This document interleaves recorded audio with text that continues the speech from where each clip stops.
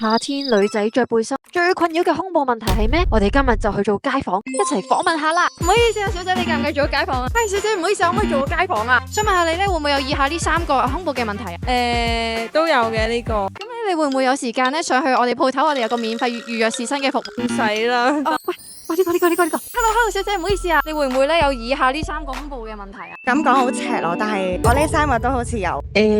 我好驚啊！我想問咧，你會唔會想嚟我哋鋪頭度試 bra？好，我都有少少時間。平時咧覺得自己嘅上胸唔夠肉嘅，所以咧如果着衫嘅話，貼身啲咧就會唔夠好睇。大動作啲嘅時候咧，胸圍都好容易跟住一齊走位。其實你本身揀嗰個型號咧唔係咁啱你啦，長期着開呢啲胸圍嘅話，你個胸型慢慢咧就會低咗啦，所以睇落去係上胸就冇乜肉仔啦。因為你揀個胸圍唔啱你個胸型，幫你揀翻個啱你個胸型着翻咧，咁你會見到個上胸就會升翻上翻嚟。我而家幫你揀翻呢個款咧，見唔見到腋下完全包覆住啦，側邊咧有2支長嘅布幫你逼翻去胸嘅中間，咁個胸咧就會慢慢咧上翻嚟。同埋你試下咧，平時自己着胸圍咧係咪一舉手個胸圍走位先？你而家試下舉手咧，點樣大動作喐咧係唔會走位嘅，好似箍牙嘅原理咁。我個鋼圈咧幫你箍翻，點樣喐咧？你啲肉仔都喺鋼圈嘅上面。呢個就係你頭先嘅胸圍啦，送俾你嘅。